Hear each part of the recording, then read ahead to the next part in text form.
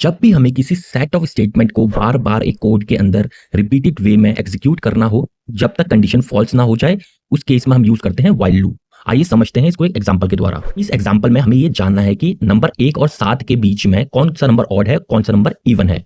यदि कोई भी नंबर कंप्लीटली डिविजिबल बाय 2 है तो उसको हम इवन कहेंगे और अदरवाइज उसको ऑड कहेंगे। सबसे पहले हम एक वेरिएबल ले लेते हैं जिसकी इनिशियल वैल्यू को 1 देते हैं। उसके बाद हम अपने व्हाइल लूप के अंदर आते हैं। व्हाइल लूप की जो कंडीशन है वो है कि हमारा जो a होना चाहिए लेस देन 7 होना चाहिए, तो ये कंडीशन यहाँ पे हमें ट्रू मिल गई है। अब जब हम व्हाइल लूप के अंदर चले गए हैं तो उसकी इफ कंडीशन चेक करेंगे। इफ कंडीशन के अनुसार हम जब a का फैक्टोरियल लेते हैं तो हम देखते हैं उसका जो रिमाइंडर है वो 0 है या नहीं है। तो 1 को डिवाइड करेंगे 2 से, रिमाइंडर 0 नहीं आएगा तो हम एल्स स्टेटमेंट में चले जाएंगे, जहां पे हम प्रिंट करा देंगे 1 की वैल्यू को और कह देंगे कि ये ऑड है। अब उसके बाद हम a की वैल्यू को इंक्रीमेंट करेंगे एक पायदान से, यानी कि ऐड 1 कर देंगे, तो अब a की वैल्यू 2 हो गई है। अब हम दोबारा से कंडीशन चेक करेंगे कि 2 जो है वो लेस देन 7 है, बिल्कुल सही बात।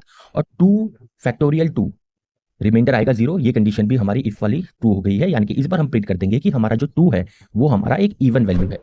अब हम दोबारा से इंक्रीमेंट करेंगे a की वैल्यू को। अब जो a की वैल्यू हो जाएगी वो हो जाएगी 3। दोबारा से कंडीशन चेक करेंगे, कंडीशन बिल्कुल सही है, 3 इज लेस देन 7।